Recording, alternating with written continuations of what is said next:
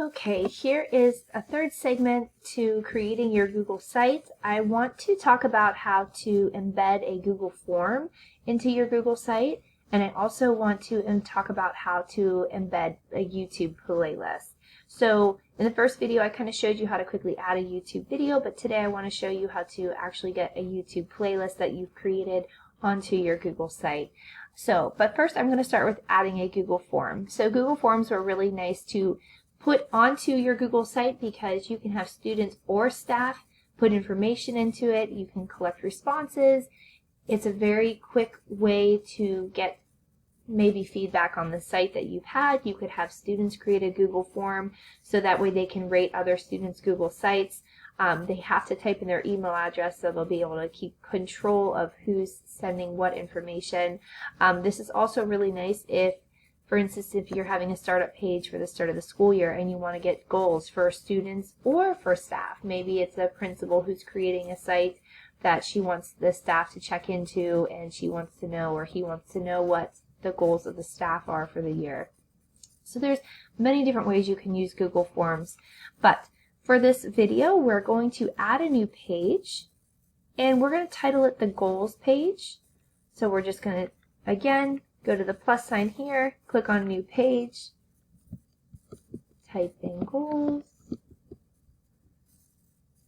and hit Done here.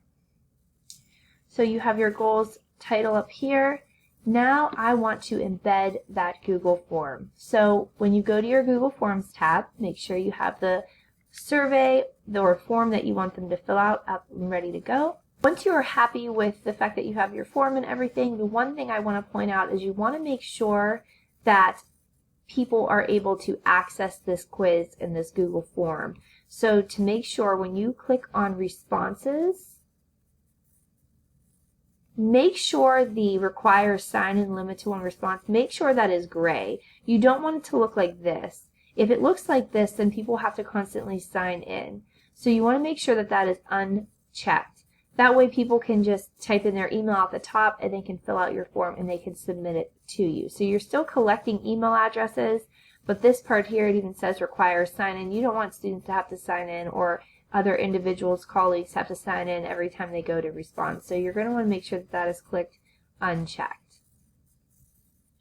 So the next part of this is showing you how to get that embed file. So if you go ahead and click on send, you'll have email, you'll have the URL that you may use, or you have the embed code.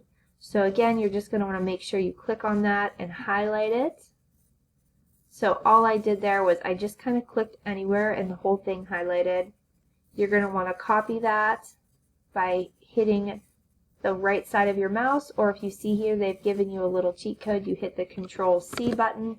That will also control and copy it for you. Then you'll go to your website here. You're going to want to either click on Insert, Embed, or again you could double click on the center of the page, and there's that embed symbol that you're looking for. So you want to make sure you're under embed code.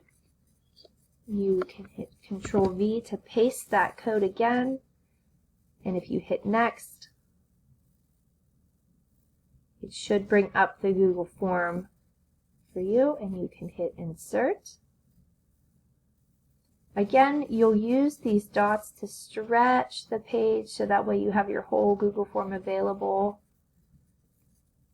And then you're going to want to use this circle down here to make sure that you can get it all the way down. Sometimes it takes a second to click it once or twice.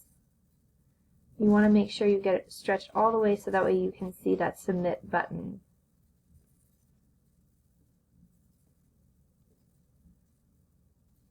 And then when the user scrolls down, they should be able to submit it. They have all of your questions there.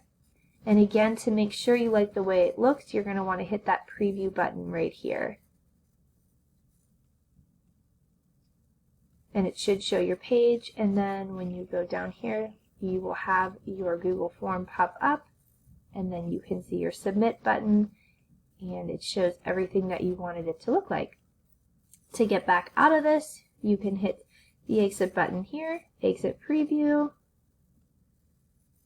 And that is how you embed a Google form. Now, the next part of this video, I wanted to show you how to add a YouTube playlist. So you're going to want to have wherever you want this to be at. So maybe you want to go back to the home page, and we'll go ahead and delete this video here. And we're going to want to embed a YouTube playlist. So what you're going to want to do is go to your YouTube channel, go under your content here, should bring up videos, it'll bring up live videos, playlists. So for me, I want to make sure I have this motivation for student learning because I've found a couple other videos that I think would be interesting. So what you do is you go down here, click on the three dots, and you click on Get Shareable Link. So you click on that, it'll say Link Copy to Clipboard.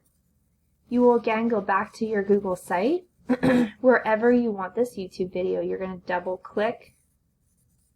That will give you your embed code, or again, you can go to Insert and click on Embed. So click on this. Now, this is where you can use the URL or the embed code. I'm going to use a URL for this. So I'm going to paste that URL, and then my videos show. We're going to hit Insert.